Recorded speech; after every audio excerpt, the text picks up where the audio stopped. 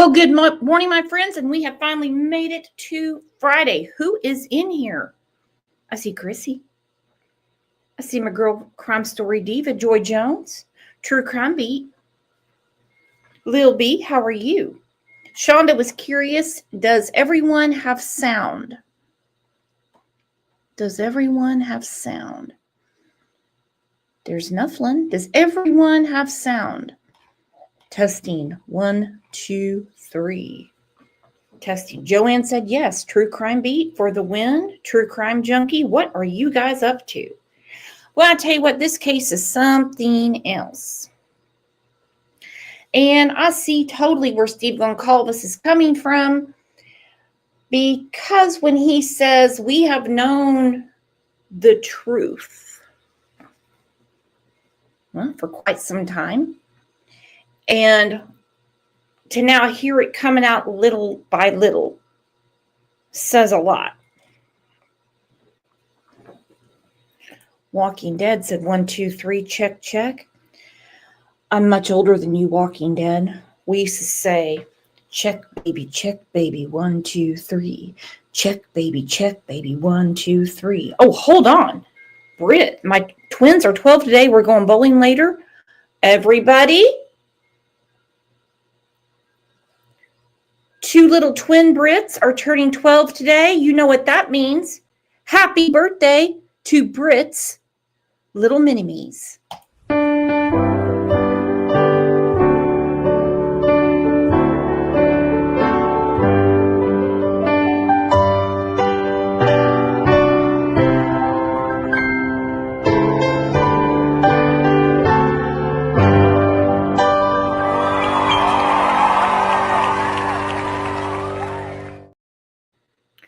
And tongue-in-cheek, if your twins came in right now, I bet they would get Crime Lines and Lies memberships, and you and your other twin, Walking Dead, still wouldn't have one. I don't know what YouTube is doing, and they don't listen to me. Let's take a second and tell everyone good morning and get to it, because a lot of stuff is coming out. Of course, not the complete story, because there's still a lot of questions. But first, let's say hi, hello, howdy.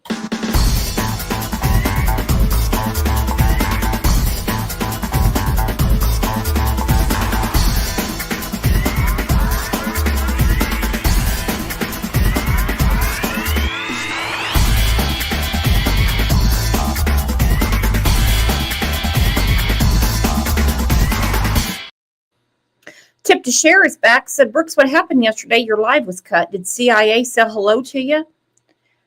I don't know, to be quite honest. There's certain things you can't say, I found out, unless you are a certain rung on the ladder with YouTube, which I am not. Now, there was that chick in there, April C., that loves to screw with me all the time. She claims to be in the military now and that we do everything by drones. It could have been me yelling at her, okay? Either way, I'm going to try to be tame today. Speaking of, April C. wants to come back, so I would have to unblock her. She sent me an email. I think what I'm going to do is I'm going to forward that to our customer service department. Yeah, Brooks won't have all day for silliness. All right, let's start with the 911 call. Joy Jones was like, wah, ha, ha, ha. Yeah. You think April C's in the military? Really?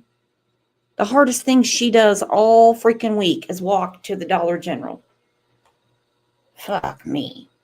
All right, let's start with the 911 call. This is from East Idaho News, and we're going to get to some other things that have been released this week. AM 42 seconds, November 13, 2022. 911 location of your emergency. Hi, something is happening. Something's happened in our house. We don't know what.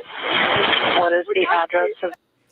All right, I'm pausing it right there because it's absolutely clear they are in a panic.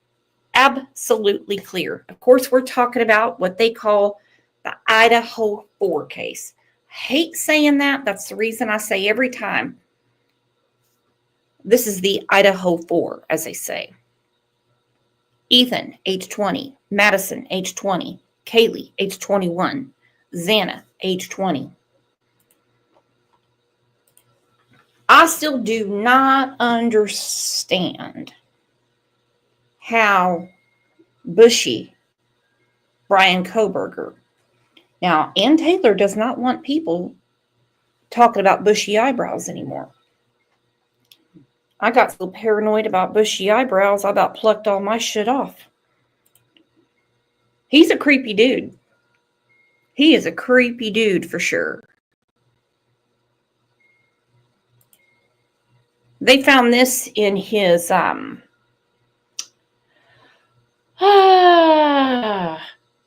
souvenirs. What's on a man's mind? So you have to really look at it. It's Sigmund Freud.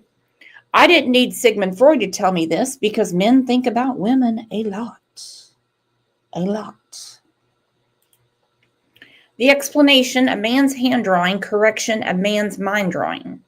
They also found ID cards inside the glove box, various criminology books, note cards, dark-colored hats, black gloves, Seagate Barracuda 1 TB Samsung solid-state drive, black box Samsung, 2 more pairs of black gloves, and 1 black sock. None of this adds up to murder, but a lot of other things do. I still think it's a travesty of justice that they tore that house down before the jury could see it. Because it's not like my house. It's not a ranch-style house where you walk in, kitchens to the left, bedrooms and bathrooms to the right, and you can see out through the windows to the backyard. This house is not laid out like that at all. This little Lego set they have set up to show this jury is going to cause one more confusion that they don't need. I think, or as our friend Gaelic, who's from Ireland, says, I think, because she leaves, damn it, Muscles, 50 Crom Lines and Lies memberships. Did you play bingo again last night? Dad, gummit, you all look at this. Let's see who gets one. Get your umbrellas.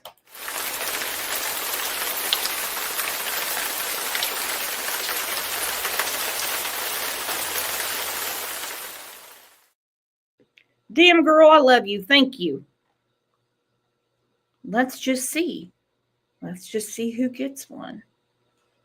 My goodness. Thank you so much, Muscles. Grab your umbrellas. Poor Brit in Walking Dead. Swear to God, I don't care if you send them a money order. YouTube would do something to keep them from being members. My goodness. My goodness. The emergency. 1122.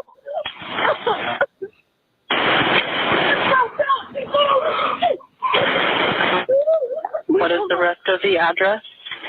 Oh, Kings Road. Okay. And is that a house or an apartment? It's a house. Can you repeat the address to make sure that I have it right? I'll talk to you guys. We live at the White, so we're next to them.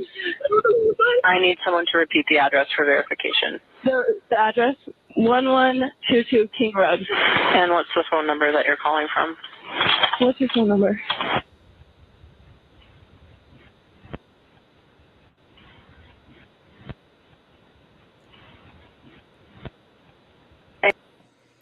Okay, question. I think the first question is, what the hell is Muscles and Mascara doing?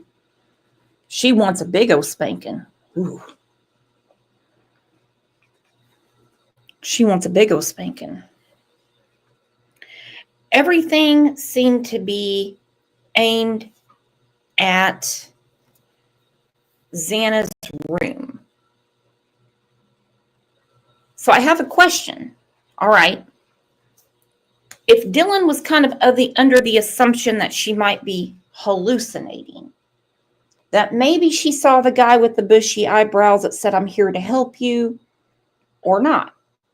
Maybe she actually heard Xana crying, or maybe not.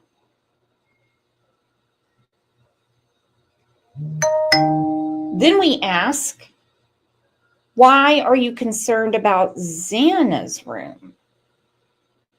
They're like, our friend went out last night. She was drinking. She hasn't gotten up. Well, I'm going to have, it's a party house, okay? They're in college. Why are we concerned about Xana that morning? It's not like Dylan's the house mother, making sure everyone's up and awake at a certain time. Now, as we were under the impression that both Bethany and Dylan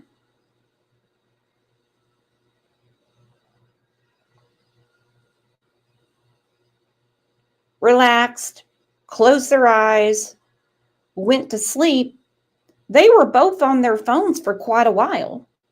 They were looking at Amazon, Snapchat, all kinds of different websites throughout the night. So they didn't just go fast asleep after this. Now, Steve Goncalves does not want anyone to put any sort of doubt their way as sure as far as, I'm trying to think of the word. He doesn't want any shade put on them. Let me put it that way. He wants no shade put on them. Let me tell you what. I would not want to be in old Steve Goncalves' shoes. No. I would never want a phone call that said my child was murdered. I would never want my child missing. No. I have a feeling, since the other families are being so quiet about this, Steve is probably saying, don't blame them, no shade, no this, no that, because they need Bethany and Dylan to testify. They 100% do. I know some people say, oh, no, they've got plenty of stuff. They don't need them. Bullshit. They were in the house, okay? They need Hunter Johnson, who came over and told everyone to get out, go, when he saw what he saw. And yes, the family had seen everything before it started getting leaked out. They just weren't able to correct anybody when they gave their theories. And tell me exactly what's going on. One of the roommates has passed out, and she was drunk last night and she's not waking up. Okay. Oh, and they saw some man in their house last night. Yeah.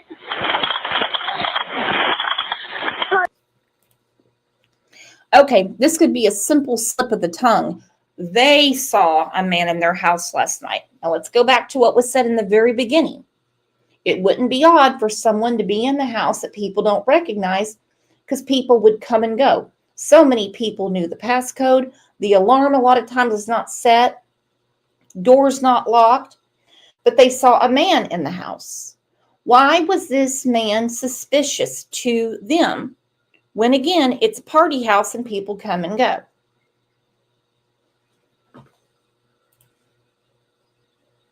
And are you with the patient? Okay, I need someone to keep the phone, stop passing it around. Can I just tell you what happened pretty much? What is going on currently? Is someone passed out right now? I don't really know, but pretty much at 4 a.m. Okay, I need to know what's going on right now if someone is passed out. Can you find that out? Yeah, I'll come. Come on, but we gotta go check. But we have to. Okay, time is important. And I'm just really wondering. Now, this dispatcher got a great award, like, dispatcher of the year. 2022. So she's asking, quit passing the phone around because she's probably anxious too. Is there someone passed out right now? So she starts out with,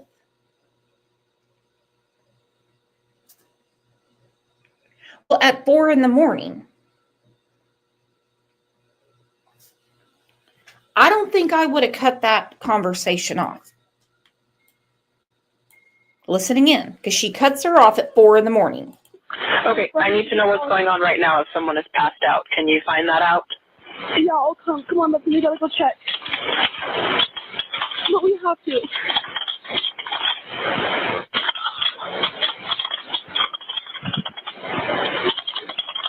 Is she passed out?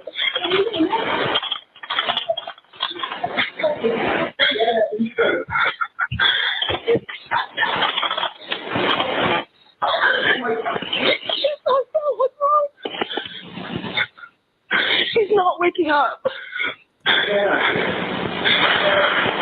Okay, one. This is going to be asked about on the stand. Okay? This will be asked about on the stand. This 911 call will be looked at. Ann Taylor and whoever works with her, because as much as we can't stand the dude, Brian Kohberger, he has to have a defense. And they're going to say, now hold on the 911 call, someone said they saw a man. Probable cause says only Dylan saw the man.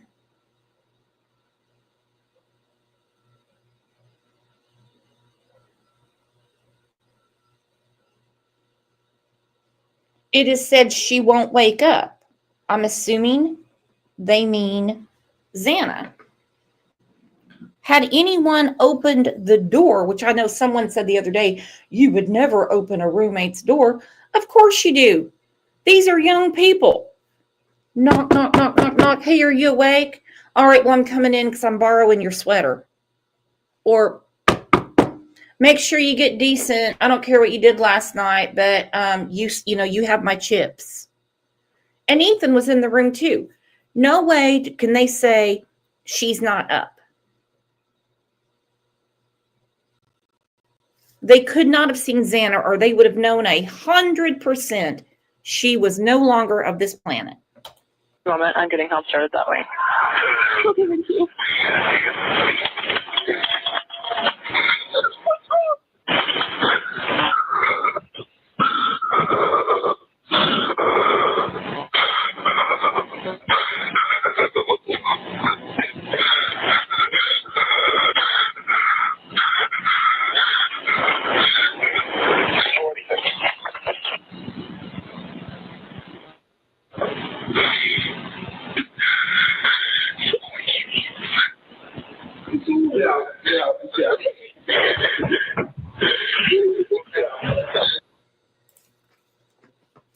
Okay, so it seems like there's a lot of desperation and panic to wake Xana up.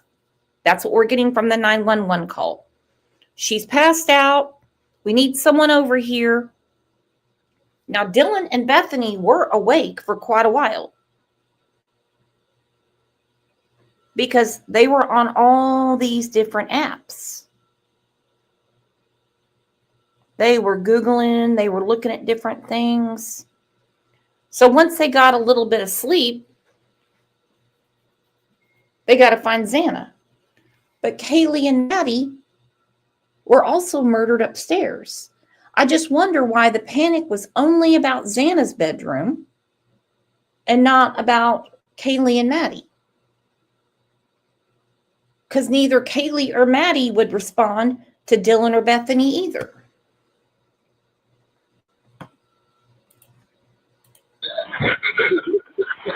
Okay, and how old is she? She's 20. 20, you said? Yes, 20. Here's one. Okay. Hello?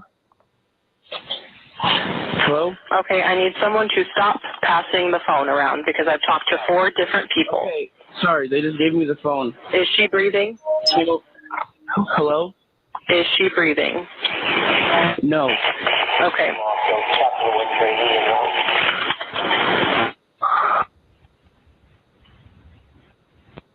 You need to talk to them, okay? I can't talk to them. They need you to talk to them. Hello. Okay. I have already sent the ambulance and law enforcement. Stay on the line. If there is a defibrillator available, send someone to get it now and tell me when you have it. Say that again. There's a police here right now. Okay. If there is a defibrillator available, send someone to get it now and tell me when you have it. We don't have one. I think yes. Do you have a defibrillator? Yes, we have one. Are you talking to the officer? Yes. Okay, I'm going to let you go since he's there with you and can help you. Okay, thank you. Bye. Okay. 11. Woo! Woo! Woo! And all the kids are the same age. I mean, roughly. I mean, look, by a few months at the most. I mean, look. Ethan's 20, Madison's 20, Kaylee's 21, Xana's 20.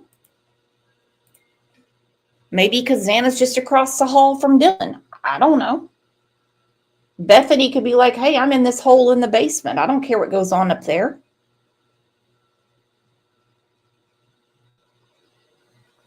Absolutely crazy. Well, not long after the 911 call, this was put out by Fox 13 Seattle, Brian's taking selfies. Oh, and there's more. Breaking news, there's new information tonight about the Idaho murders. Prosecutors say Brian Kohberger's Amazon click history proves he purchased a knife like the one used in the crime. Okay, this is not new news. I've seen a lot of people blowing up about this. We already knew that he bought a knife off Amazon. Okay, we did not know he tried to buy another knife, the exact same one after. The only thing I can think of, since he's such a criminologist, is he wanted to make sure, in case he was investigated, to say, well, no, here's a knife right here. It's got a sheath.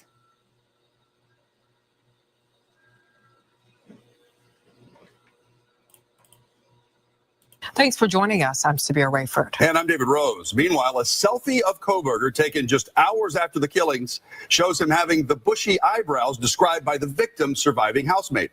The revelations were among the 40 new court filings released today by the judge overseeing the case. Kohberger is accused of murdering 4 University of Idaho students in 2022. Ethan Chapin, Kaylee Goncalves, Madison Mogan, and Xana Kernodle.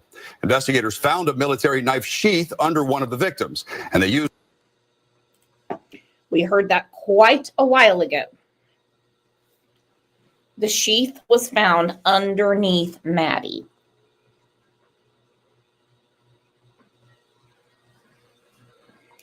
Wanda said just because he's taking selfies doesn't make him guilty of murder. Absolutely right. Absolutely right. There's no guilty until that gavel comes down, but it seems like they have a lot of evidence against him and no one else. Used a small DNA sample found on the sheath to narrow their search for a suspect to Kohberger. The knife itself is still missing, but in a filing released today, prosecutors say Kohberger bought a K-bar knife 8 months before the killings. The evidence turned up in a search warrant, which directed law enforcement to seize Brian Kohberger's customer click activity pertaining to knives and accessories from Amazon. Okay, right there. I'm not suggesting anyone go to Amazon and get one of these. 9447, that's his click info. Nobody wants to see my click info. Holy hell, I'd be guilty of every crime in Tulsa County with all the stuff I click on. But they do know that this knife was used. We heard about the K-bar knife way before we heard about Bushy.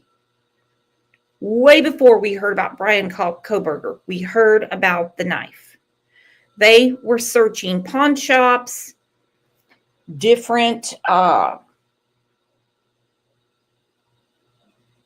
like Camping World types of places, looking for anyone who had bought a K-bar knife. And he bought it several months before. I think he had been planning this for quite a while, and it goes all the way back to when he was in Pennsylvania.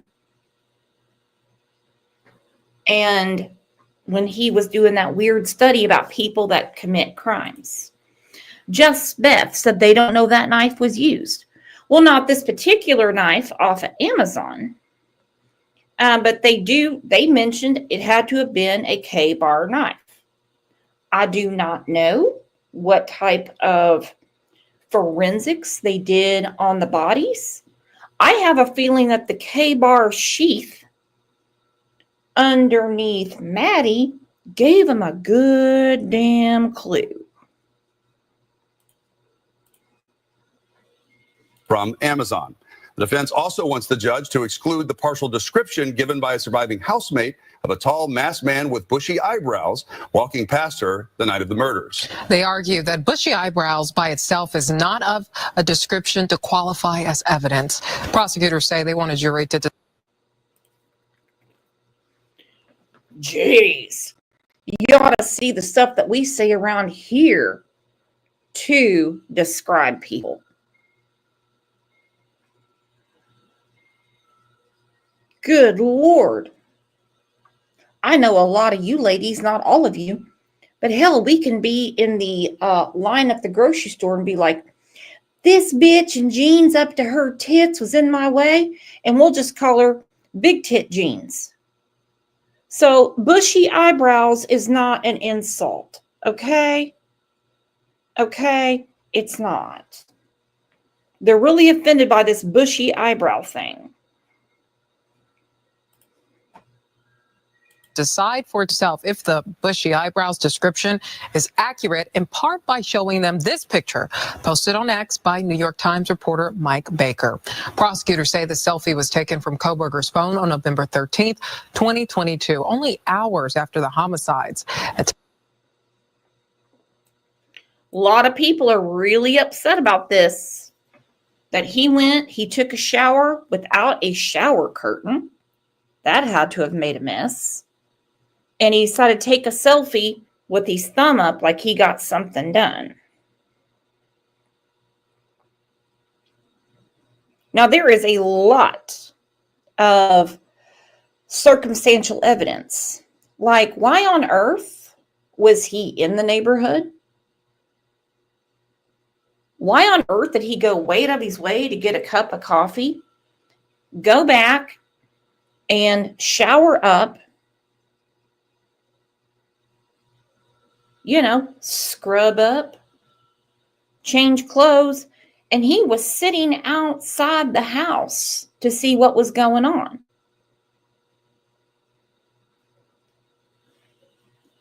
That's quite a coincidence to me. I mean, like, what's your obsession with this neighborhood? You live at Pullman. They said he was stargazing. Well, what stars were out at 9:30 in the morning the next morning for him to be outside the house? After the homicides at 10:31 a.m., showing his eyebrows. They also introduced Kohberger's driver's license, showing his height to be 6 feet. Kohberger's next scheduled court appearance is April 9th. For another motion hearing, the trial is expected to begin in August. Prosecutors have said they will seek the death penalty if Kohberger is found guilty. A lot to lose there, Bushy. A lot to lose. And I'm just looking at the photo. I'm like, what the hell? Personally, I don't take selfies in the bathroom. And when I do, I have a pretty shower curtain, so it's going to be closed, so I don't look like I'm in some junky Red Roof Inn in North Tulsa, Oklahoma. Okay, I'm going to make sure that I got some kind of backdrop behind me. Call me weird.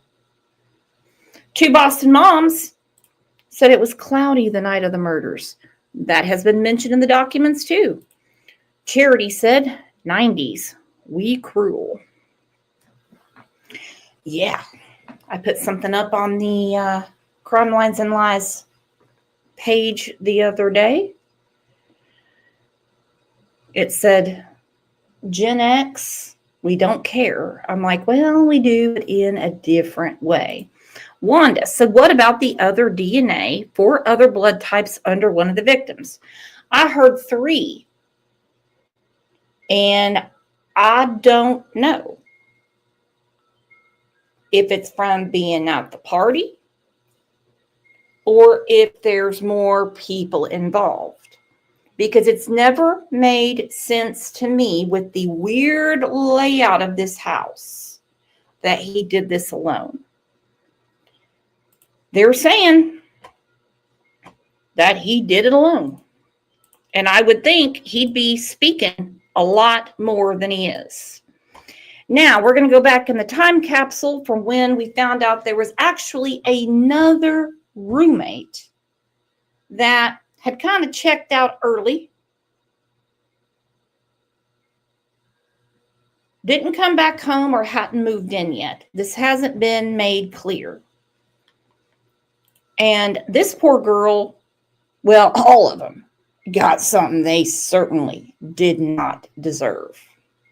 College murder case, we're now hearing from a former roommate who once lived at the house where the killings took place. Kana Whitworth is here in the studio with us and has more. Good morning to you, Kana. Robin, good morning. So Ashlyn Couch moved out of that house on King Road months before her friends were murdered. And this morning, she shares the memories, both happy and haunting, including the moment she got that vandal alert that changed everything. We've talked about that vandal alert since 2022. Damn, these cases are aging me. You're exactly right, just me. He asked who else was arrested. Now, they say that was misinformation from a news channel in Pennsylvania. It's not anywhere in the probable cause or any of the other documents. So did he say it or did he not? I could see if they want to, and I'm not trying to be a conspiracy theorist. I'm not trying to be anti-government. I'm not trying to be the corruption girl. I am saying that if they feel like they've got this dude dead to nuts, they can leave that part out before they give it to the judge. Because we know the probable cause is their weakest evidence. And all they need with that probable cause is an arrest. Makes you wonder what's going on in other cases. It's like you have a probable cause. What the hell you doing even typing that shit up and putting it on the printer if you don't know? So it's either word of mouth that got reported by a news station in Pennsylvania, or he truly asked them that. I mean, I couldn't even walk to my car in the dark for months after, it happened. Fear lingering with Ashlyn Couch after her friends were stabbed to death in their off-campus home in Moscow, Idaho, a home where she too once lived. It crosses my mind more that could have happened while I was there. And, you never know like how long someone is watching your house. The 6th bedroom on King Road was hers. And now this morning, she's speaking out for the first time on camera since Kaylee Goncalves, Madison Mogan, Xana Kernodle, and her boyfriend Ethan Chapin were murdered in November of 2022. Ashlyn initially signed the lease to live in the popular off-campus home, telling our station KXLY that she moved out in May of 2022 after graduating the semester before. But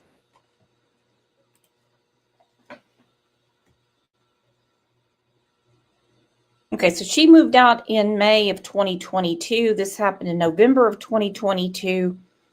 Yeah, girl, he wasn't even living around there at the time, but I get it. she stayed close with the girls, especially Maddie, sharing the last message she sent to her after getting an alert from the University of Idaho that there had been a suspected homicide. I texted like our group of friends and I just had said, has anyone heard from Maddie? And I remember like my last text message to her was like, are you okay?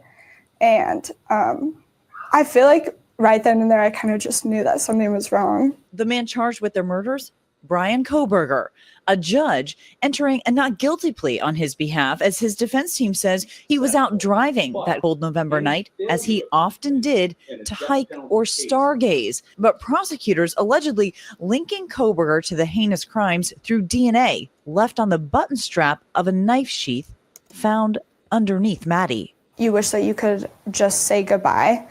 And that's one thing that I just wish that I could do at least one more time, is like, you know, just give her one last hug just to be able to say goodbye. Now, the home that they shared has been torn down. The next hearing in this case is May 14th. And Kohberger's attorney, Ann Taylor, says she will deliver a witness list and exhibits that she says will support his alleged alibi. And you guys might remember they've also said they'll rely heavily on expert testimony from cell phone experts to prove what they say he was doing. And they've put a lot of that out. Now, let me ask you, if it was your son or daughter, if they are presenting you to you face to face across the desk, there's the DNA, there's other prosecutors saying this is the evidence, this is what we have, and it all leads back to him. Would you march out and tell the news, no way he could have done it because he just took a selfie and was stargazing? Or would you look through all the forensics and say, looks like they got this guy? And they know way more than we do. And I'm talking as a parent, not as a friend, not as a loved one, not as a second cousin once removed, as a parent. Would you question them and say, well, if all you have is trace DNA, because they're not going to tell the parents everything, especially Steve Goncalves, because they know he is loud and he is all over the internet. I wouldn't question it, but that's just me. All right, I'm going to go through part of what our friend Jules at True Crime Reactions put out. I'm going to go to right here. He had 1,000 more questions. It was very obvious text messages were missing, that the timing wasn't making sense, that things were being said that didn't have anything being asked. The responses didn't make sense. Just for example, we had Bethany randomly stating to Dylan that Xana was the one wearing all black, but we have nothing that leads as to why she would have randomly stated that. Well, in yesterday's video, I showed you guys the case summary, and it had a whole bunch more documents showing to be coming up really, really soon. Some of those finally dropped, and included in that was the defense giving us more information regarding those text messages. Let's run through them. Okay, guys, get ready, and I will have a link for this direct document down in the description box, because this is a lot. This is not only proof that there's not very much of a gap, but proof that parents were being called, more people were being called than we originally thought, social medias were being accessed. There was a lot of information. November 13th of 2022, 2:10 a.m. Dylan texted the Uber driver, Eric Gower, to ask if he was driving. 3 minutes or so later, a little less than 3 minutes later, at 2:13 a.m., he responds to Dylan confirming he was, in fact, driving.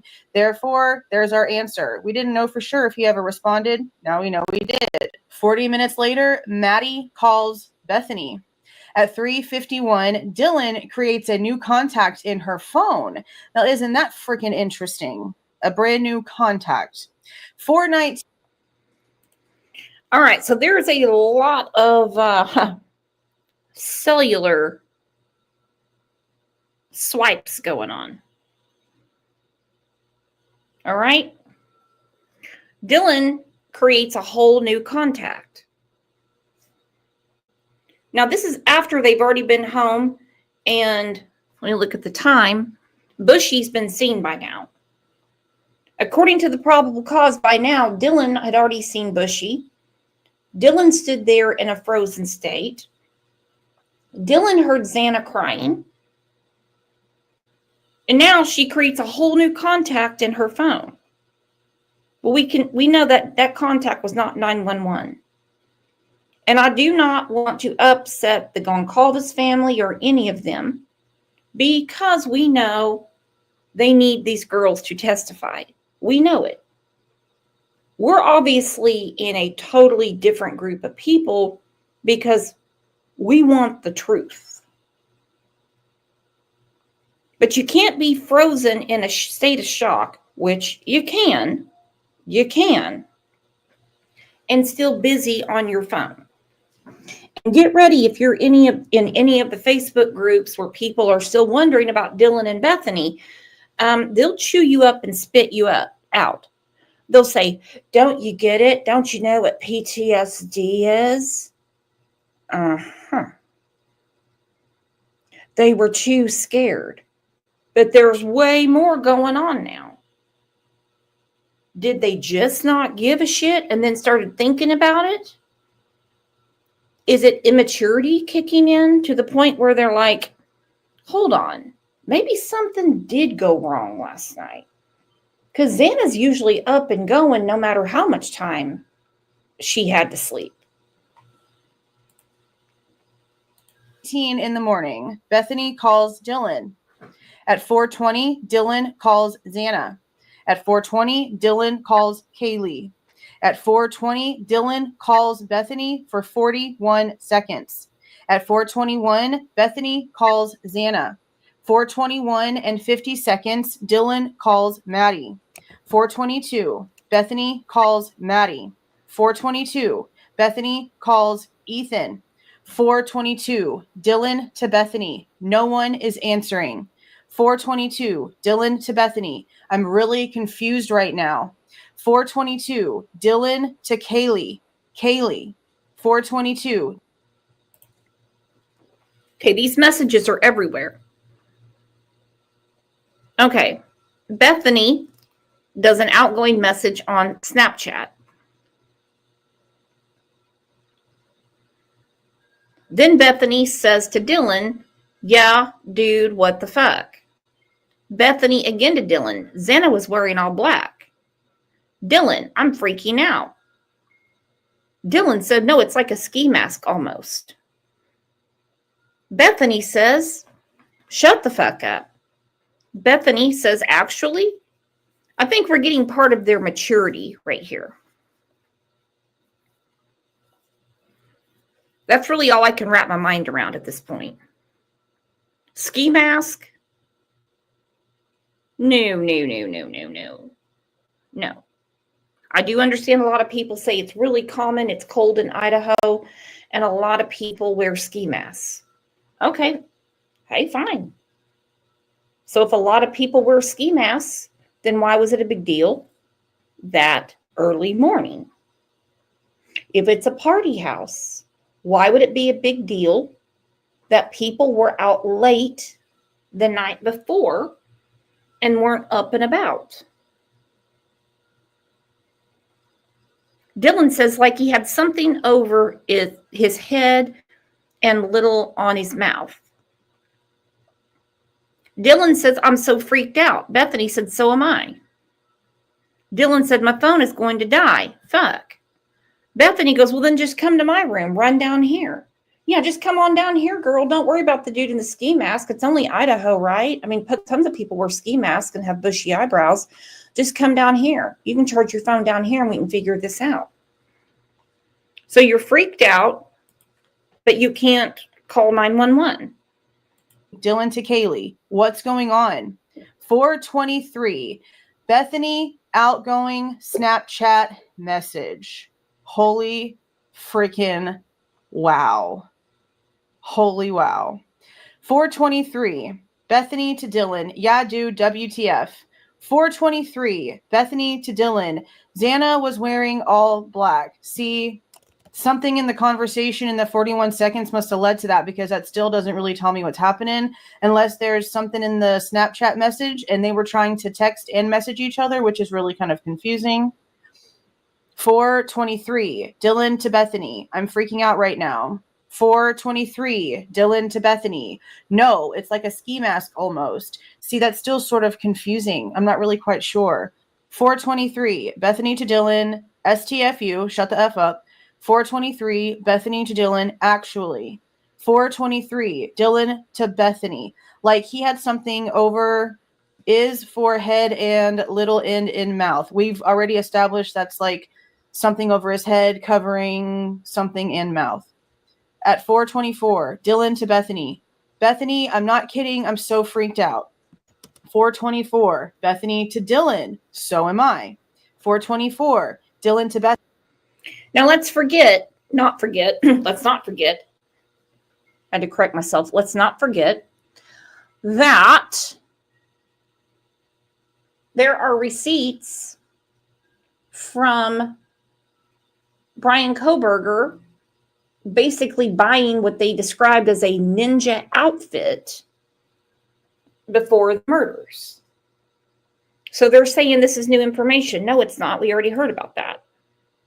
Bethany, phone is going to die. F.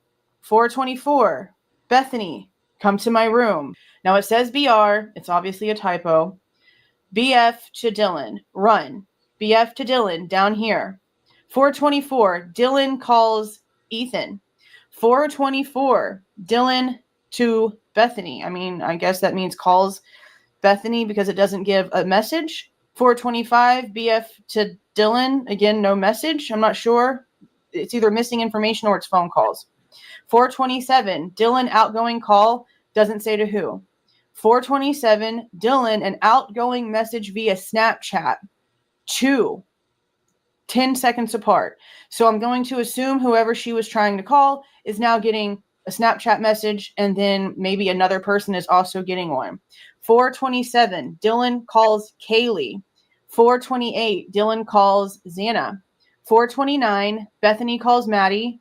430. Bethany calls Maddie. 430. Bethany calls Kaylee. 431. Bethany calls Kaylee.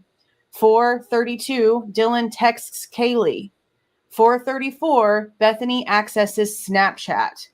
437. Bethany accesses Instagram. Now we have a 3-hour gap where they didn't give us anything for some reason. And I kind of don't feel in any way.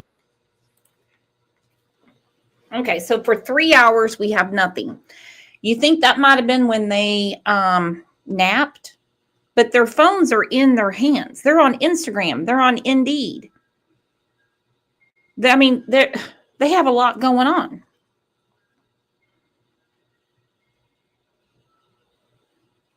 I mean, Bethany calls another number. Bethany calls her dad. Bethany calls her dad. Bethany calls mom.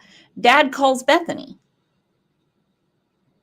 8:05 a.m. to 10 o'clock a.m., Dylan's on Instagram. Bethany's taking photos from 8:41 to 8:42. Around 9 o'clock, Bethany's mom texts her.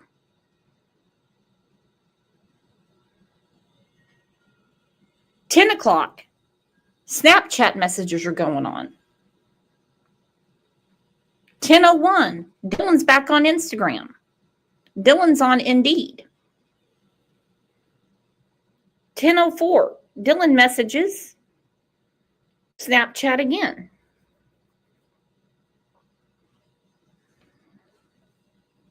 Yet we heard last week that they went to sleep after. See, we were originally told that the two surviving roommates just slept through everything. And I'm like, that's impossible. That is impossible. Okay? Impossible. Then it was, well, they recognized a disturbance and they went to sleep.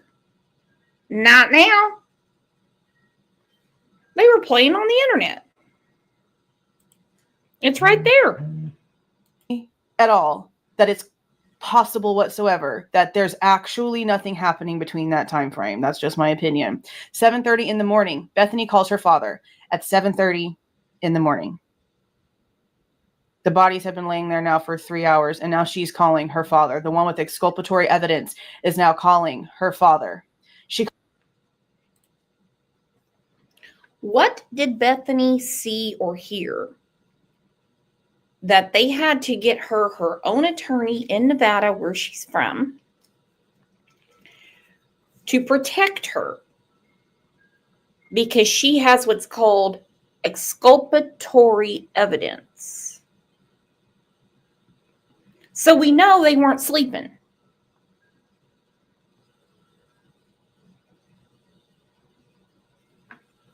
We know they weren't sleeping.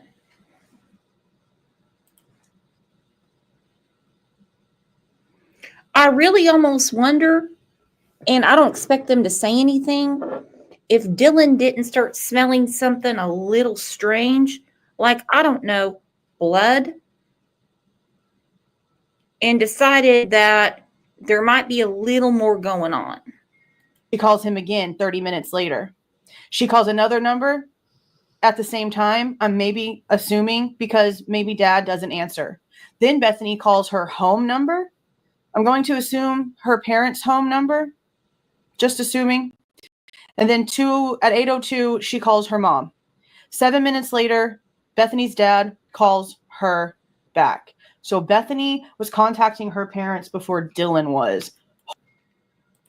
Bethany was contacting her parents before Dylan. Shannon said, I want to say maybe they can sleep through it because my son can sleep through anything. True story. True story. Have to remember the ages here. Okay? She said, my son can sleep through anything. But with that being said, the events prior should have kept them from sleeping. And we know now they weren't sleeping. We know they were on their phones. Indeed, Snapchat, Instagram.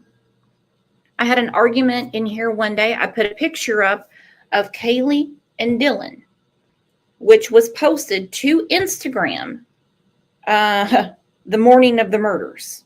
People said, oh, no, that's just how Instagram does it. That's how Instagram does it. I don't know, dude. I don't work for them. But now we know it's not how Instagram does it. That's what was going on.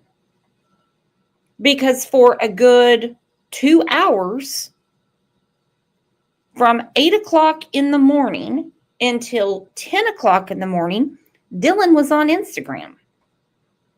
These girls were not sleeping. Holy wow. 8:05 to 10 o'clock, Dylan is on Instagram, okay? Most likely doing crazy shit, okay? Holy crap, this next one is insane. At 8:41 and 8:42, Bethany is taking photos. Oh my God. Oh my God. At 9:04, Bethany's mom is texting her. At 10 to 10:01, Dylan is getting incoming and outgoing Snapchat messages. Holy crap, Kim was right.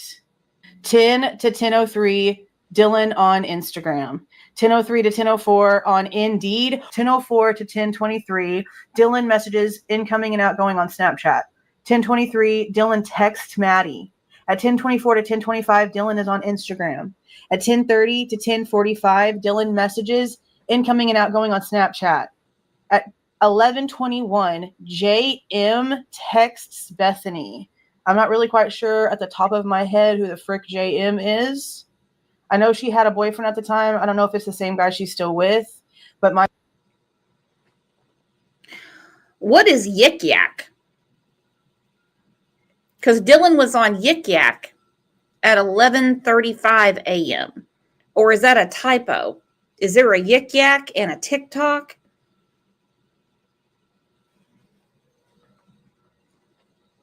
my brain is going a million miles per hour because of all the information, so I'm just not really quite sure. Let's now continue. 11:56 to 11:29, Dylan is on Instagram and messages on Snapchat. At 11:29, Dylan is texting Kaylee. At 11:29 to 11:32, Dylan is on Instagram and messaging on Snapchat. At 11:36, Dylan is on Yik Yak. Oh my God. Oh my God. Okay, 11:36, Dylan is on TikTok. 11:37, Dylan is messaging on Snapchat. At 11:39 to 11:40, Dylan and Dad text. Okay, that was the one we had before. Okay. At 11:49. Oh my God, our girl Jules is about to lose her breath. She's like, oh my God, oh my God, oh my God. Okay, so the text, as we were told before, from Dylan to her dad was kind of a don't worry about it and get on with your day type of thing. Well, I don't understand that. Let's say you're only worried about one roommate and strange things were happening, stranger than usual. Because again, as they keep saying and they're proud of, well, it's a party house. They didn't know what was going on, so it wasn't a big deal for someone to be in there. But it was. It was mentioned on the 911 call. There was a man in there. Dude with ski mask. But her dad tells her Just get on with your day type of thing. I hate to say it, but most daddies would be in the car saying, call 911 right now and I'm on the way. Bethany calls JM. At 11:50, JM text Dylan. Okay, that must be the BRO, the bro from the J. The state didn't want us to have the initials. Now we know it's JM. 11:44 to 11:50, Dylan on Instagram. At 11:50, Dylan calls EA, which we know should be Emily. At 11:51, JM texts Dylan. So we only got one text from the state. Now we have more than one coming in from the defense side. At 11:51, Bethany texts JM. 11:51, JM texts Bethany. Bethany texts JM. JM texts Bethany. They go back and forth for a few minutes here. Then 11:54 to 11:55, JM sends Bethany 3 text messages. At 11:54 through 11:57, Dylan is on Instagram. And at 11:56, Dylan calls 911. Holy crap. Okay. Bethany texts JM. Bethany texts JM. JM texts Bethany. Bethany, 3 texts. Dylan's back on Instagram. 11:56. Bethany calls 911. Now, how anyone was getting any sort of vandal alert before this is quite the head scratcher, because it can't really be possible. So I don't know how these text messages come through, but the 911 call was made basically at noon.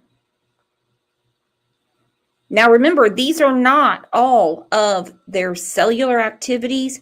These are not all of the text messages, because it says the state has selected text messaging as excited utterances and present sense impression. They haven't put everything out. No.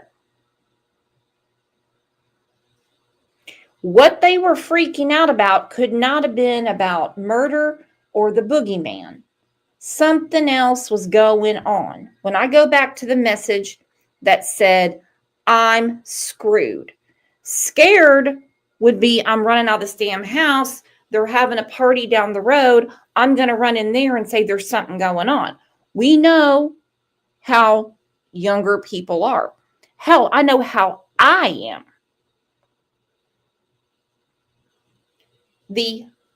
What people say means I'm scared is actually I'm screwed, in my opinion, considering Dylan thought that maybe she was having some kind of like trippy thing going on. There's literally only a 3-hour gap. Oh my God. Wow. Okay. I want to know what you guys are thinking right now based on this. I don't know if I'm going to be able to go live tonight. I probably will, because this is insane. Just drop me in the comments. What are you guys thinking? Drop me in the comments. Tell me right now, what are you thinking? Because we have been led to believe, first, Dylan and Bethany slept through everything. Didn't know a damn thing till they got up the next morning. And then a 911 call was made for someone passed out. Of course, we're going, passed out? Wouldn't there be like blood and stuff everywhere? Then we hear they weren't really paying that much attention, kind of thought they might be imagining things and went to sleep. Now we hear they were actually texting, Snapchat, chatting, Instagram, all that stuff. Obsessive compulsive gamer said, it's not I'm screwed, it's I'm scared. Well, that's totally up to you what you think. Now let's get to another one. Hold on.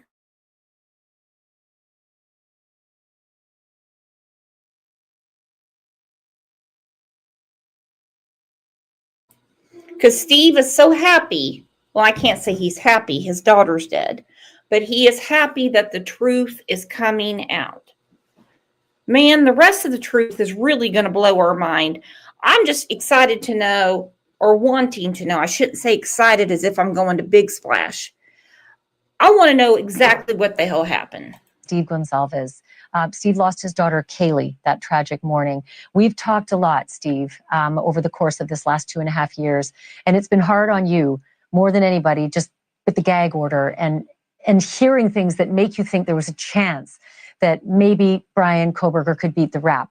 You saw what I saw. You saw what Brian Enton just laid out. There is a knife purchase. There is a sheath purchase, a sharpener, and that selfie and that map.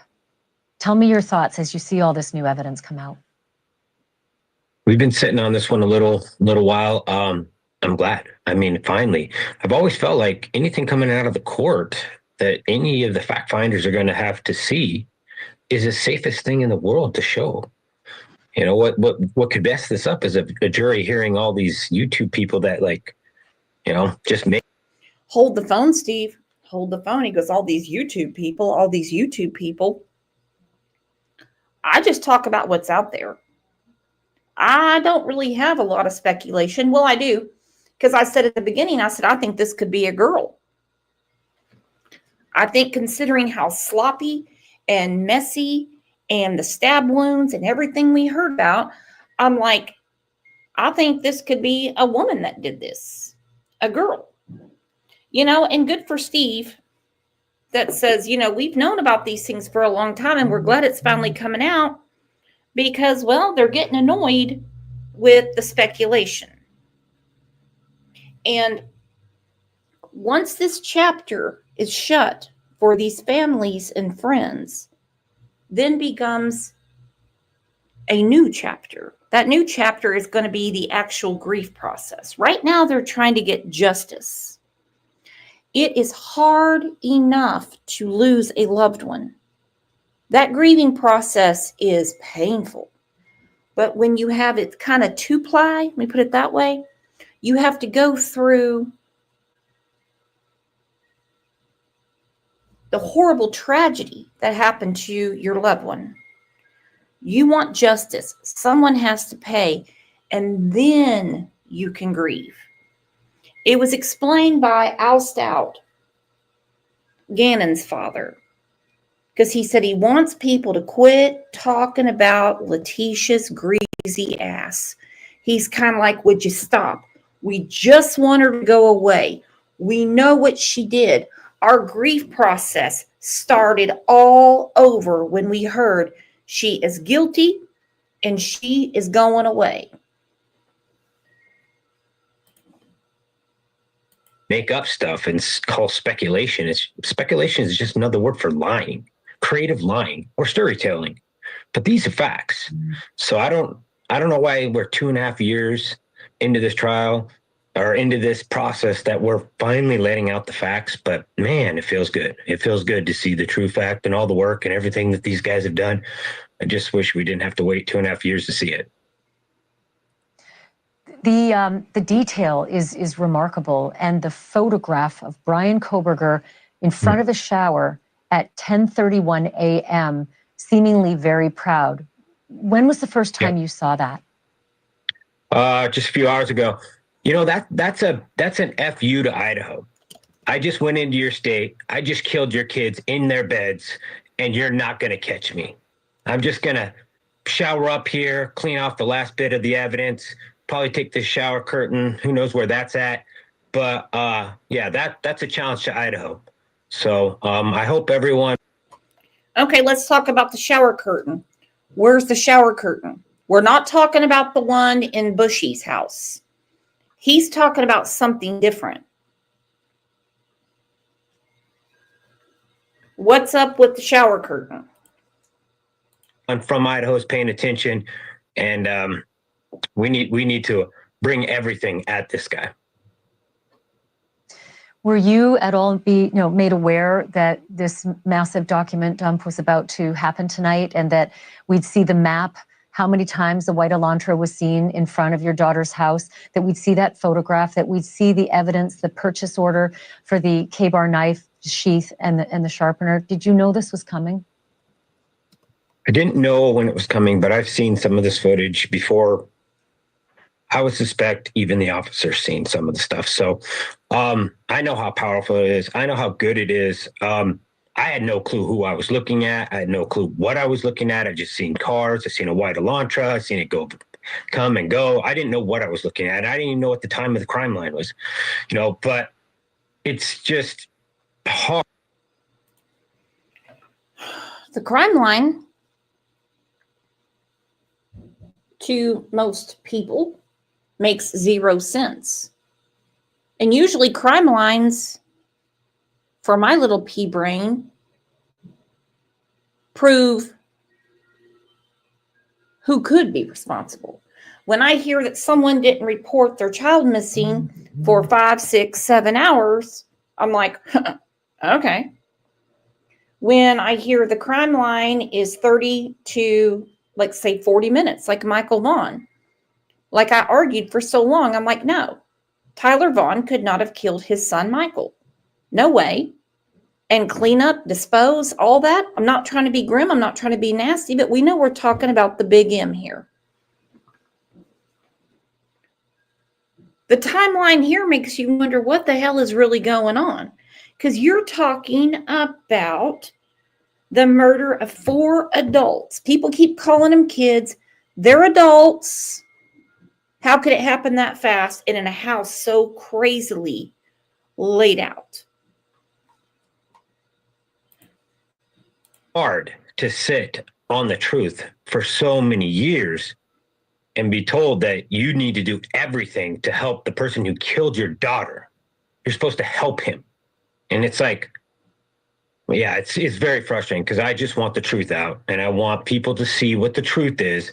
Stop listening to these idiots that think, speculation is evidence. It's not. It's absolutely not. What's coming out of the courtroom right now is evidence. And the fact finders, they'll decide if it's one way or the other, but it's still facts. I'll go one further. This is some of the strongest evidence I've seen yet since they found the sheath and since they found the DNA on the sheath matched Brian Kohberger. I thought of you immediately, Steve. I thought, man, this is going to be good news for him because all you want is a case that's strong. Am I wrong in what I imagined you'd feel like? Yeah, we were torn when this all happened, but I really wanted to embrace and love the community that I'm a part of. I wanted to say that we did everything right and we got the right guy, but then we just, this whole process, and I don't understand it. All right, he needs to give himself a break. He needs to give himself a break. He said, this community we're a part of,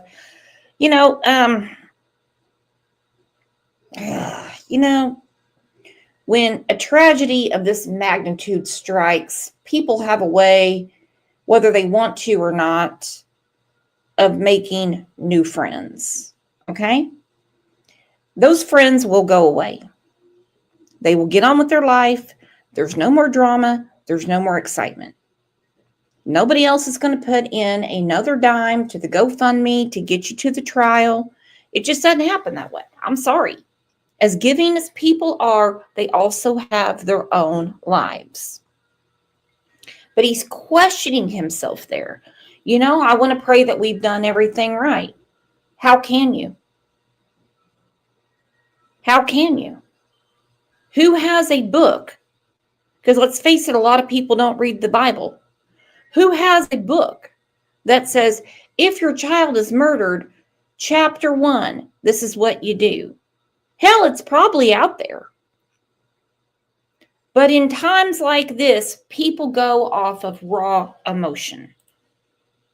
Hey guys, I'm just a dad trying to rage through this to figure out how to get justice for his daughter. No, nothing holding me back. No rules, no nothing. I'm just trying to get the evidence and the truth for my daughter. So that's what I was doing. But now, 2.5 years later, I've learned there's an order of things and all this stuff, but it feels good to show and highlight all the hard work that the FBI did and Moscow Police Department. It feels good to see that, and it's just a little puzzling why we had to wait so long, but it feels like we're finally getting there. All right, he's still in denial. On one hand, poor Steve is saying that He's been waiting for this, and they've been sitting on this truth for a long time. I have a feeling he didn't know these things. And it's coming out now, and that's why he's like, I'm glad that people are knowing the truth now, because I have a feeling that the speculation and things that are going through their head, things that people are saying, and yes, they watch all of this. And people cannot be so daft, that's one of Kat's words, as to say, well, they shouldn't be listening to it anyway. Oh, shut up. If I did a show right now called, I'll just pick a name out, called Retro Girl, you think Retro Girl's not going to watch it? We're talking about people's kids. So no, I don't think he knew these things. For one, he is the one that speaks to different news stations quite a bit. Same reason I think Seth Rogers doesn't know shit, because he's the one that's all over YouTube and everything.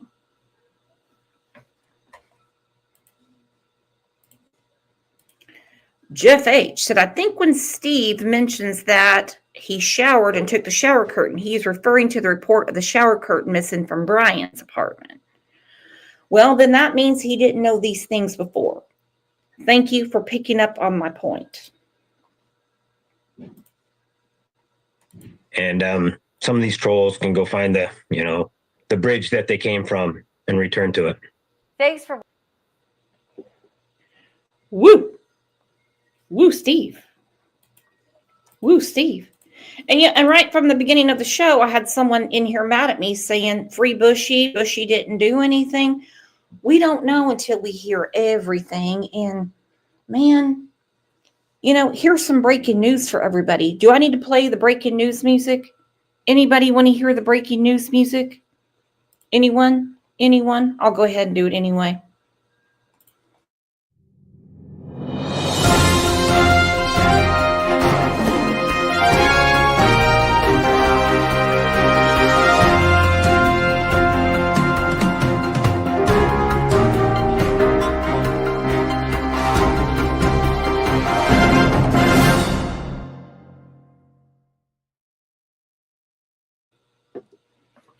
Breaking news. I have said this before. When it comes down to it, unless you live somewhere in Idaho where they have moved the trial to, well, for one, you shouldn't be in here if you're selected for the jury, and you'll be kicked off real quick. I'm not the judge, and I'm not the jury. Britt said, I'm sorry, but WTF, trolls. Everyone grieves different, but dang, people are just trying to understand. Woo, baby. Well, Steve, this is what happens in these cases. When people want to say, instead of waiting on law enforcement, they want, and I get it. And I get it. They want all the attention on their tragedy and their grief. Nothing else matters. No other child has been murdered. No other child is missing. They want, unless you're Don and Candace Wells, they want all the attention on their family upset. And then when the internet does what the internet does, they get frustrated because they start picking things apart because they're basically reading a book. All right, this is from True Crime Design, and you guys have been sending this to me for quite a while.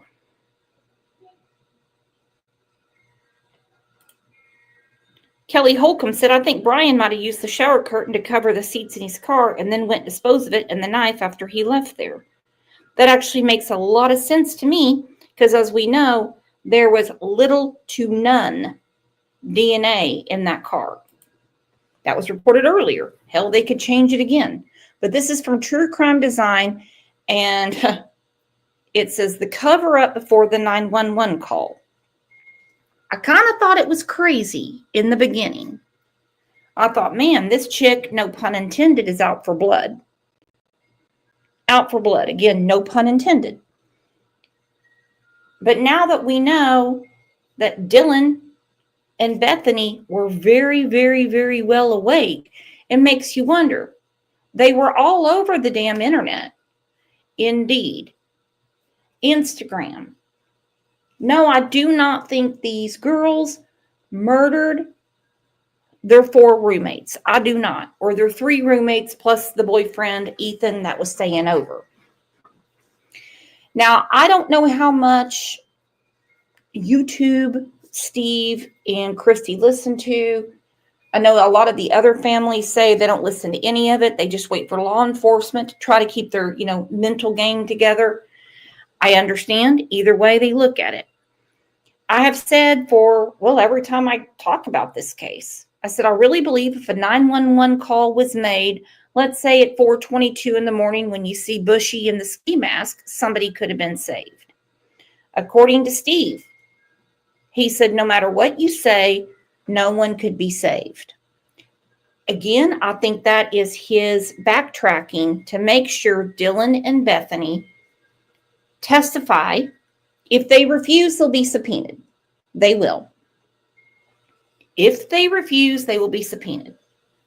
But there is such a thing as pleading the fifth, and there is such a thing as a hostile witness. Like just kind of giving half-ass answers. Like when you ask your teenage children, who were you talking to? Oh, just a friend. Well, who's your friend? Just a friend, Mom. Don't worry about it. Well, who's your friend, girl or boy? Just a friend. Don't worry about it. And that's kind of what they have to worry about when they get on the stand.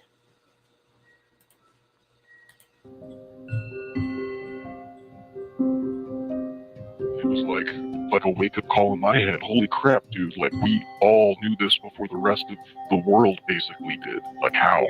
And why? And I don't know. I don't know. I have no idea.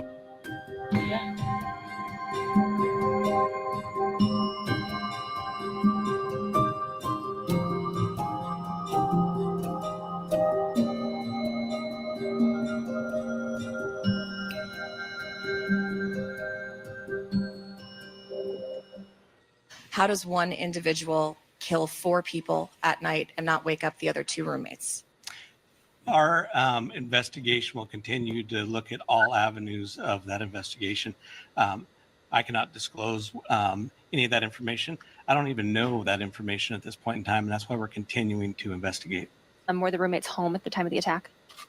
There was other people home at that time, but we're not just focusing just on them. We're focusing on everybody that may be coming and going from that residence. So since they were home, was it a... Okay, so as we know, this is the chief talking. How do they sleep through this? We're talking blood-curdling screams. They're like, we can't tell you. One of the first reports we heard, they said that 911 call was chaotic. Don't think we've heard the whole thing. No way. No way, no how. There is a reason those girls didn't do anything. And no, I don't think it has anything to do with them murdering their friends in the house. Hostage situation? No, it was not.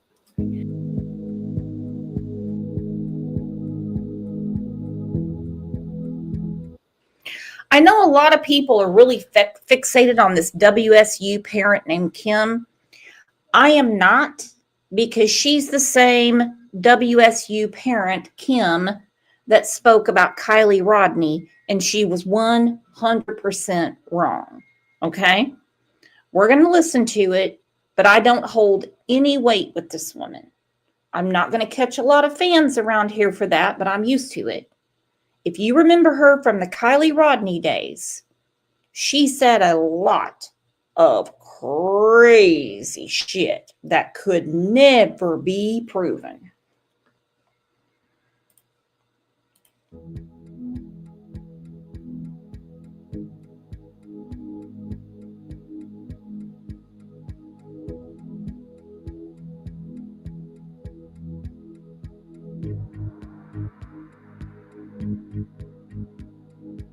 Oh, like what happened? And she told me that 4 students.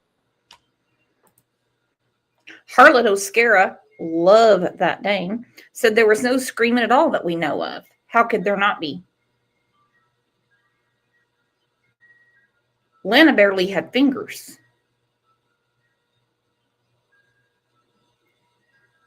I mean, we have heard about insane stab wounds.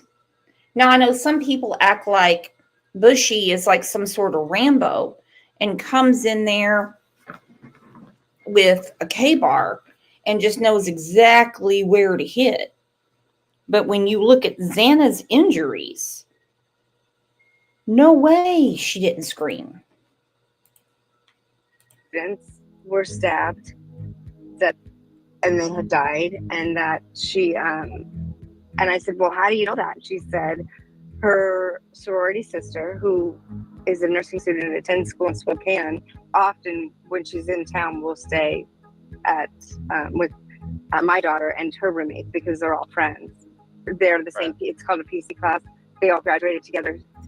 They're PCs. I think they're PC 19. So so her sorority sister called and told her, and the reason and I said, well, why did she know? And she said because of her boyfriend, Mom. He goes to UI, and so she's friends with the Pi Fies because he goes there. And I said, but how do the Pi Fies know? How do you know at 10 o'clock and we don't know until now? She goes, I don't know that. And I said, but why do you know now? Why did you know at 10? And it's 4 o'clock, 5 o'clock, and we don't know. And you know everything that happened, but the news doesn't say that.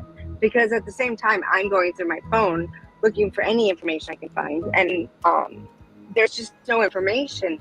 And so then I said, what happened? And she told me that, and what she said to me was that there were 4 kids were killed, they were stabbed, and that there were 2 roommates there who locked themselves in their bedrooms because they were scared. They heard a lot of noise, but it's a party house, so maybe they didn't know what was happening. And I said, hold on a minute. I said, did they call 911? She goes, I don't know. But that is what I was told. That is what and I did correct it with the FBI as soon as I learned that this is not working. It's not right. So a lot of kids were there early in the morning. Mm-hmm. They were there early in the morning. 8 o'clock. That's what she said. It seems like I think the sorority sister might have stayed at my daughter's house or not, but knew at 8:30, and there was a narrative discovered and built, and 2 people who are really important to the case I don't think they did it. I think they thought it was a shakedown. I do not think any student did it. Right. But I think that they all nobody know told you that, more right? That's than something that when it comes to the shakedown stuff. Well, I know that's not something that your daughter told you that she thought it was a shakedown. No, that I was told. No, I was told that. You were told what? When were you told that? It was a Goncalves that they were there. The creeper was there, and there were people there. Okay. Hold on. Who told you this? And when was this told? My child told me this. This was in the beginning. And she was told by the student from University of Idaho? The student's girlfriend from University of Idaho. Okay. Where did she get that information from? My daughter told me is that she got it from the Wi-Fi. Oh, she got it from the sorority. Yeah, she got it from the sorority. That's what she told me. Now, I'm not going to deny this is pretty juicy, and we've been through it, before. Not from this channel, but from Drunk Turkey. He was in here. We were going to do a show together. I don't know what happened. Hey, always the bridesmaid, never the bride. It kind of seemed like when this information came out, it was easy from the probable cause to fit all this together. You could add things in. And when I realized who the woman was, I'm like, well, hold on. She had all the information with Kylie Rodney, too.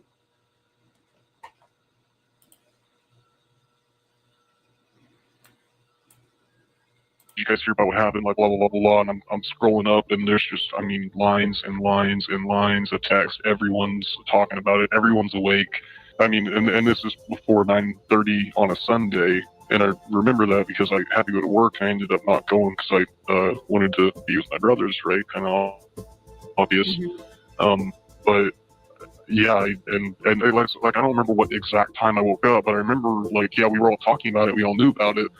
And like my boss, my coworkers were texting me later, you know, asking me like if everything was okay. And they had even heard about things. They heard like it was a shooting and stuff like that. So, and yeah, it was kind of weird because like at the beginning, everyone said like, at the beginning, like the very, very first messages where people were talking about the stabbings, or like a stabbing had occurred, and then it changed to an OD, and it was just kind of weird. Like looking back on it, it changed to an OD so quickly, and like nobody questioned it, and like we didn't question it either because we knew there were drugs in that house, and like just genuinely thought like, okay, they got a bad batch, and that's just what happened, right? Because Yeah, well, they were wrong about that. Okay. Drugs in the house, big shocker. They all said, the parents have all said, it's a party house, it's a party house, it's a party house. Now, I don't know what parent would sit there and brag about that. And I'm not saying they are bragging. They're saying it as fact, basically. Well, it was a party house. So, we obviously know it wasn't an OD. We all got it. And the only reason I'm saying somebody would have screamed, somebody, is because you're talking about 4 victims. If one person doesn't scream after getting stabbed, the adrenaline coming in, loss of oxygen, lung capacity, I get it. But they weren't all stabbed in the same place. Look at Ethan's first stab wound. It wasn't anywhere on his torso.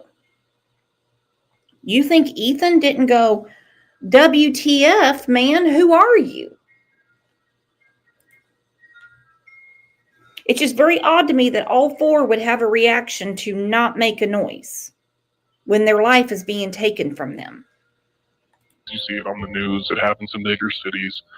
So you said you had to go to work, and you said you had to be to work at 9:30. So this would have happened before, like you got to work. Yeah, no, this was definitely and it was like a I don't know 5-10 minute drive to work, and like I had to like get ready too. So you're talking like well before 9 o'clock in the morning at least. Hi, Heather Roberts with ABC News. Just to follow up on what she asked. So the other 2 roommates were there at the time of the attack? All the information that we have from our investigation is that yes, they were. Okay, but they were unhurt. That is correct. So is there any explanation as to why it took so long then for someone to call 911? You have surviving witnesses to an incident at 3 or 4 in the morning, and the 911 call didn't come until noon? I don't think I ever said that they were witnesses. I said they were there. So, you know, we don't know why that call came in at noon and not in the middle of the night. Or early in the morning. Nobody does, especially since now we know a court document is saying that both Dylan and Bethany were on their phones contacting parents, sending text messages, making phone calls, and all these different apps. V. Oakley said because the one chick said shut up, so there was some loud stuff going on. Dylan did say that. She heard noise from upstairs. She heard Murphy barking. She heard something going on upstairs and said, shut up. Quiet down. Those are her words, not mine. Would have we loved for that to have happened? Yes, but that's not how it took place. So that's why we're investigating everything still to try to pull all the pieces together. They were like, okay, it's an accident. Let's not panic, you know. And I remember texting Kaylee.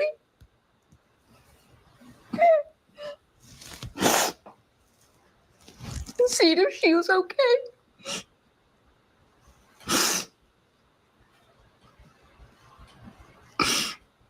And she obviously didn't ever respond because it was in the morning.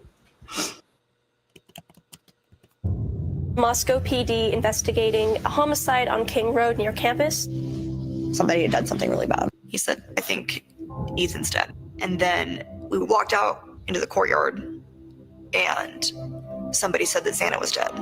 My niece said something bad has happened to Kaylee. So then I started calling Maddie this point, we didn't have any answers. Like, we didn't know anything. It was Sunday around We were watching football. 1-ish, and we were Like watching every football. family, or a lot of families on Sunday. And We were then watching our football. son was here. Everybody was home except for she was down at her home We in LA.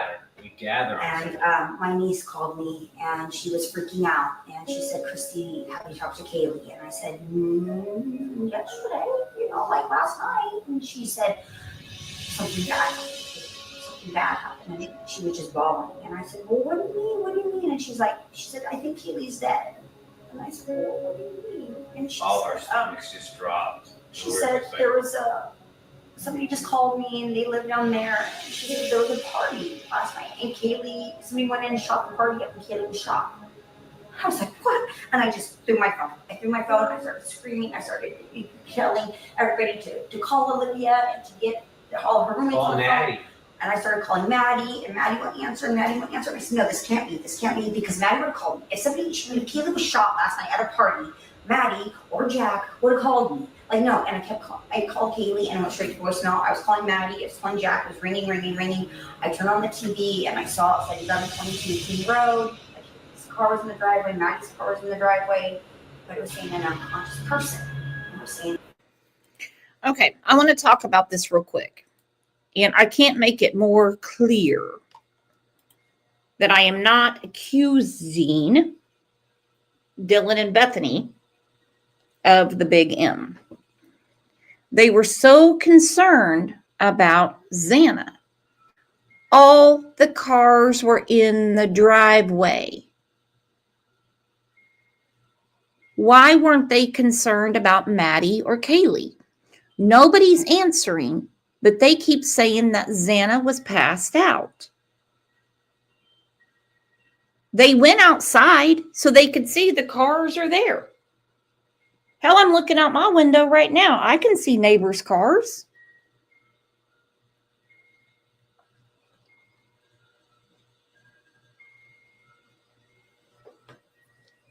But everything was focused to that bedroom with Xana. Now, some people will say that's because Xana was the target. Well, hell, we don't know that. We don't know what's going on in the killer's mind, whoever that may be. It looks like right now it's Brian Kohberger. My speculation is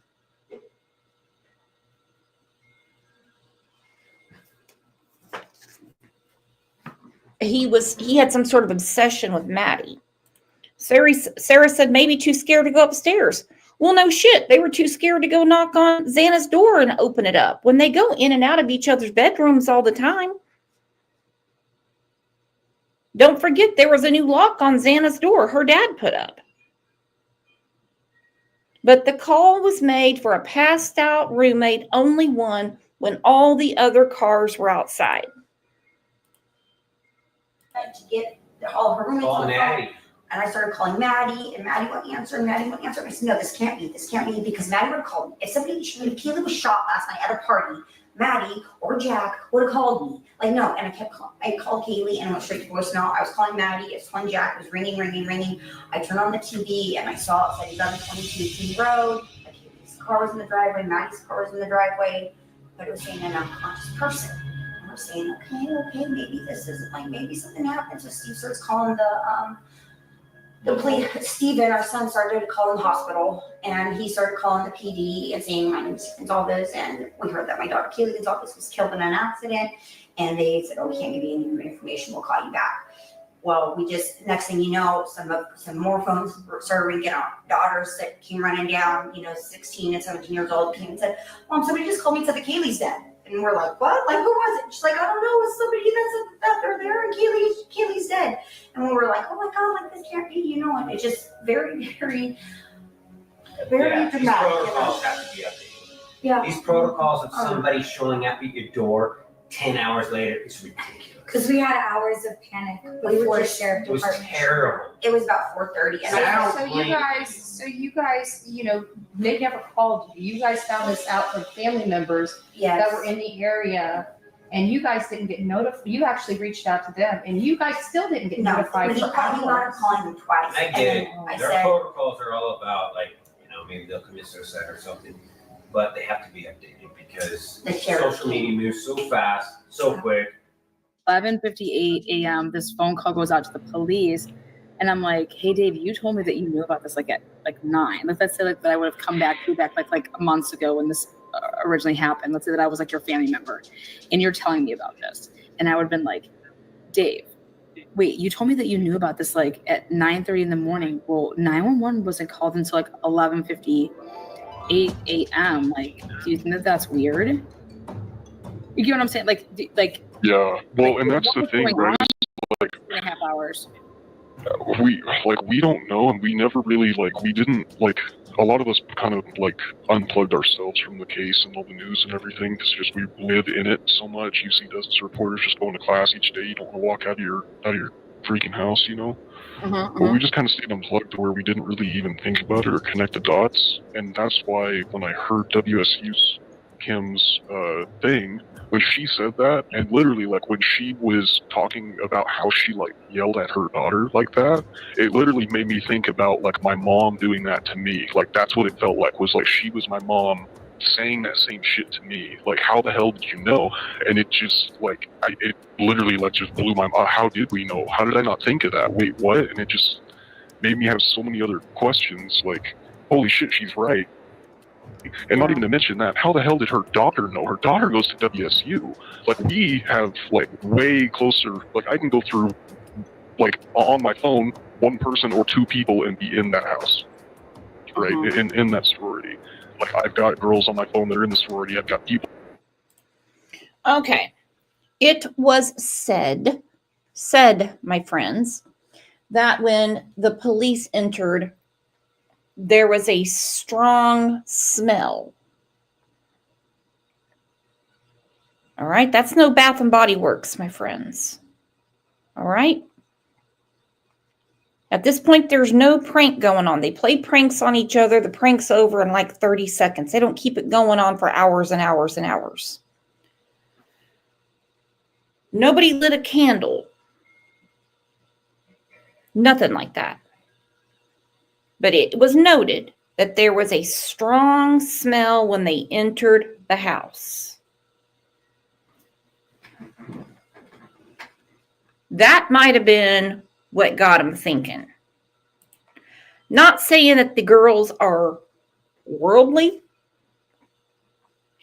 Not saying that they would put that together, because I can't say that at 20 years old I would.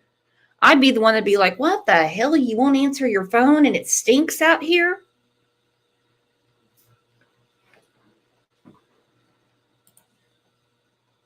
Let no other people in that sorority, upper and lower classmen.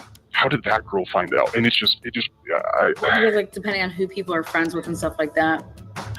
Right, but even then, that quickly, you're gonna go to your inner circles first, right? That's why I was talking to the one kid, because his girlfriend was freaking out, and so he was having to be there for her without being able to go to the sorority. So he's texting her and letting her blow off all this steam and telling me what she's telling him too, amidst the other information that we're receiving. And yeah, I don't know. I don't know. I think we just have a really good way of being young and dumb and staying distracted with school and partying and everything else. And not a lot of people question things. Maybe it's just a kid thing. I don't know, but we just. No, I get that. I don't know what direction smell travels. Sorry, I know heat rises.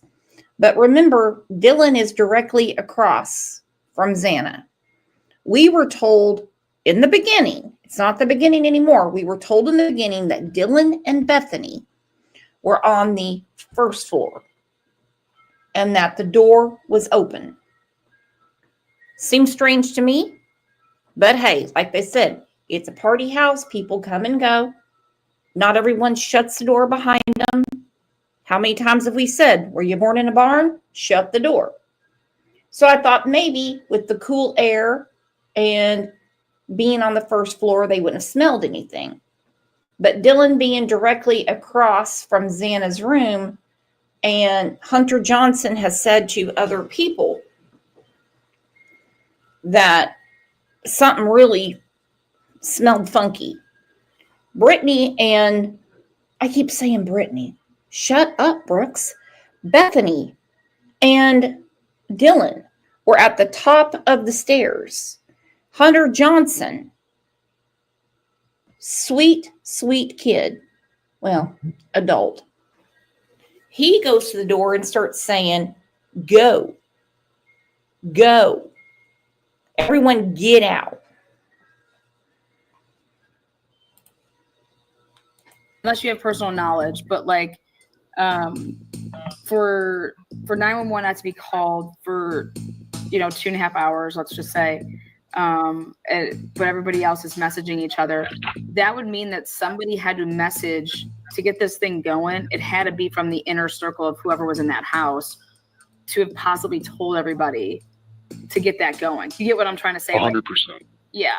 100%, I agree, and that's where like I'm asking the same questions. Is like, what did those girls do? But like what did they do?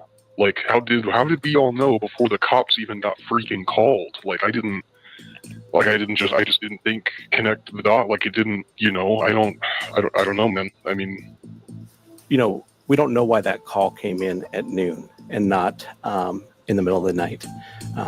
Would have we loved for that to have happened? Yes, but that's not how it took place.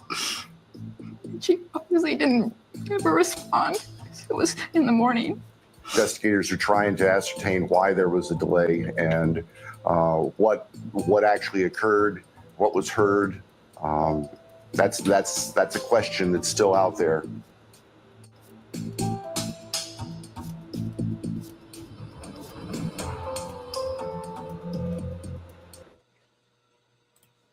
All right, and this is true.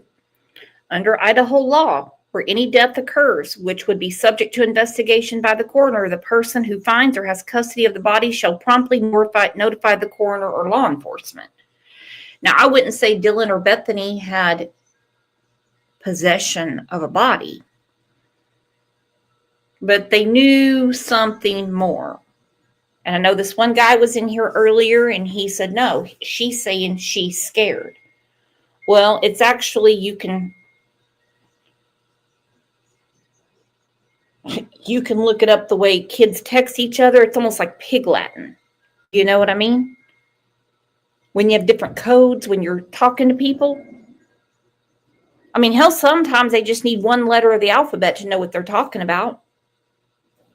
I still get confused with acronyms that people put in here.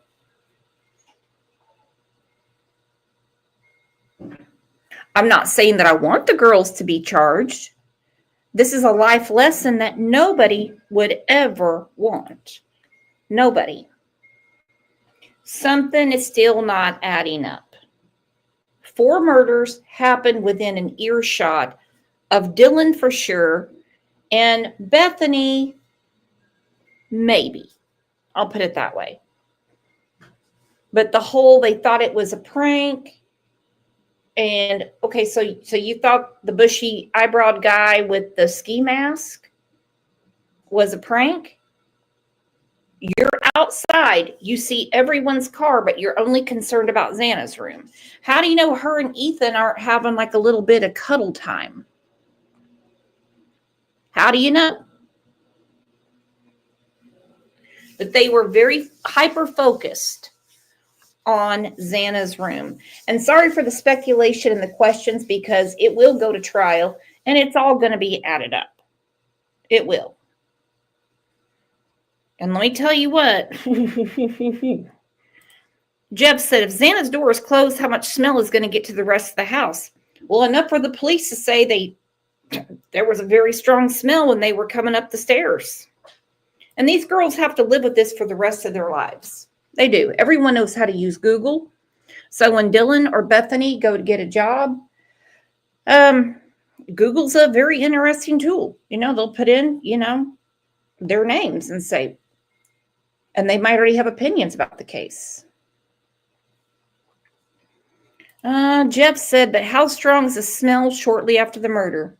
You're asking the wrong person. When a body is deceased, things start coming out. Okay? It didn't smell like no potpourri around there. I'm telling you. I don't care.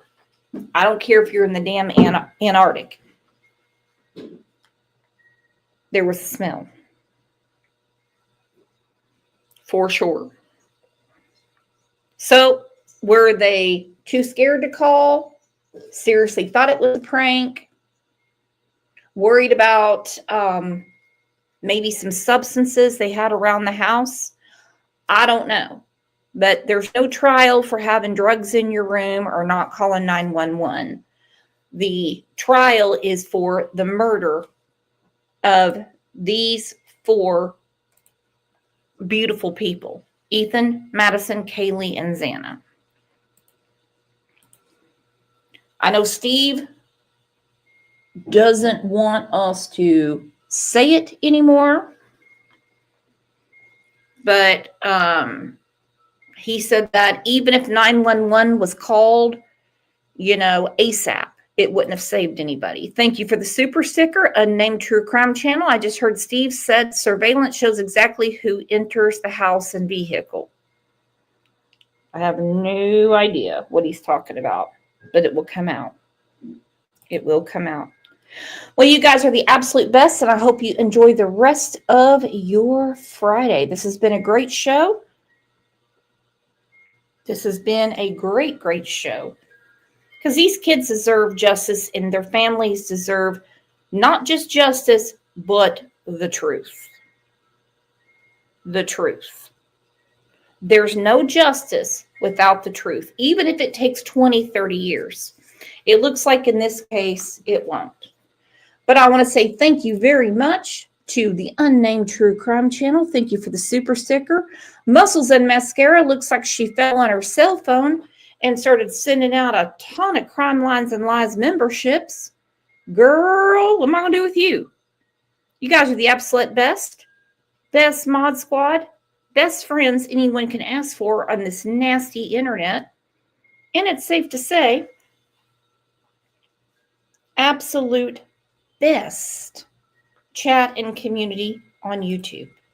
Again, you all enjoy your Friday. If you're a member, check your notifications because there's going to be a few coming out over the weekend. Listen to my giggle. I'm giddy. And if I miss you over the weekend, I'll see you back here Monday morning at 9 a.m. There's some things I want to go through about summer wells. Put a 1 in chat if you plan to be here because I can't wait to see you again. Have a lovely one.